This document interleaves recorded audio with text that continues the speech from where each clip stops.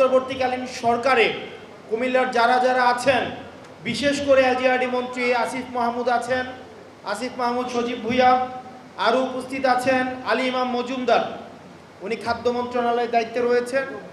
আমাদের আসিফ নজরুল স্যার, উনিও কিন্তু কুমিল্লা মুরাদনগর হোমনার। আমাদের মনে হয় আমরা যে আন্দোলন, রাস্তার মধ্যে আন্দোলন আমাদের অব্যাহত রাখতে হবে, এই সেমিনার সিম্পোজিয়াম অব্যাহত রাখতে হবে।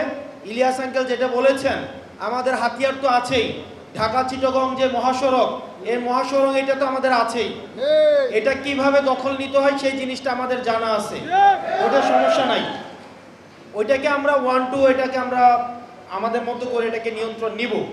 কিন্তু একই সাথে সাথে আমার একটা প্রস্তাবনা হচ্ছে, আমাদের বিভিন্ন যারা মানুষ আছে, বিশেষ করে আমাদের আজকে উপস্থিত নাই, জামাতের একজন সম্মানিত ব্যক্তি রয়েছেন তাহের ভাইকে নিয়ে, ডক্টর খন্দকার মোশাররফ হোসেন স্যারকে নিয়ে, এবং অন্তর্বর্তীকালীন সরকারে যারা আছেন তাদেরকে নিয়ে আমরা যদি একটা কমিটি করে দিয়ে, এই কমিটি যদি আমাদের প্রধান উপদেষ্টার কাছে যান, আমরা বিশ্বাস করি এই অন্তর্বর্তীকালীন সরকারের সময়ই আমরা কুমিল্লা নামের বিভাগ আমরা বাস্তবায়ন করতে পারব। আর যদি এই পরে যদি আমাদের বাস্তবায়ন না হয়, সেক্ষেত্রে আমাদের আন্দোলনে কিভাবে মাঠের আন্দোলনের মধ্য দিয়ে আদায় করতে হয়, সেই আন্দোলনে আপনারা আমাকে অবশ্যই সামনে পাবেন। আমাদের কুমিল্লাকে নিয়ে বিভিন্ন সময় ষড়যন্ত্র করা হয়েছে, এবং কুমিল্লার যতটুকু উন্নয়ন হয়েছে রাষ্ট্রীয় বরাদ্দের মধ্য দিয়ে বা সরকারি বরাদ্দের মধ্য দিয়ে আসলে ওই অর্থ উন্নয়ন হয় নাই। কুমিল্লার ব্যক্তিকেন্দ্রিক উন্নয়নটা বেশি হয়েছে, যেহেতু এখানে রেমিটেন্স যোদ্ধা রয়েছে, মানুষ স্বশিক্ষিত এবং স্বনির্ভর, সেজন্য মানুষের মাইক্রো ডেভেলপমেন্টটা হয়েছে।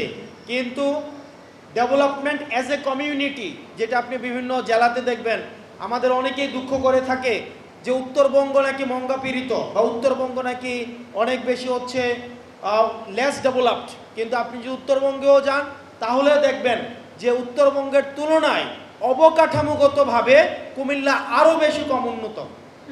আপনার যদি দেবিদ্বারের রাস্তা দেখেন, চান্দিনা, মুরাদনগর, হোমনার রাস্তাঘাট দেখলে মনে হয় এটা একটা আদিম একটা বুনো সভ্যতার মধ্যে এখনো পর্যন্ত আছে।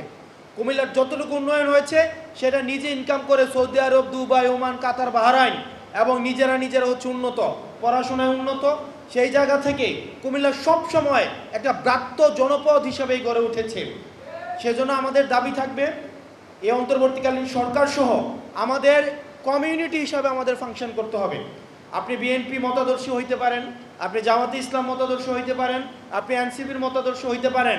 রাস্তা যদি ভাঙা থাকে এটার উপর দিয়ে এনসিপিও হাঁটতে হয়, বিএনপির মানুষও যাইতে হয়, জামাতের মানুষও যাইতে হয়, দুঃখ কষ্ট সবারই কিন্তু হয়। সেজন্য আমাদের এই যে সেন্স অফ উইনেস, কুমিল্লার এই ফিলিংসটা যেন আমাদের মধ্যে থাকে, এবং কমিউনিটি হিসেবে যেন আমরা কুমিল্লা ফাংশন করতে পারি। কারণ উন্নয়ন যদি হয়, যদি বিএনপি আমার জন্য উন্নয়ন করে, ব্যাপারটা এমন না এই রাস্তা দিয়ে হাঁটলে আমি আরাম পাবো না, বা এনসিপিও যদি এখন যদি কোনো একটা উন্নয়ন করে, ব্যাপারটা এমন না যেটা সবার জন্য এটার সুবিধাভোগী আমরা হব। সেজন্য আমরা যেটা দেখেছি কুমিল্লার মধ্যে আমরা কমিউনিটি হিসাবে আমরা ফাংশন করতে বিভিন্ন ক্ষেত্রে পারি না। এই কারণে এই প্রোগ্রামটা যারা আয়োজন করেছেন, এই প্রোগ্রামটা আয়োজন করার জন্য আমি আপনাদের কাছে কৃতজ্ঞতা জানাচ্ছি। আপনারা এই ধরনের প্রোগ্রামের মধ্য দিয়ে আমাদের এই যে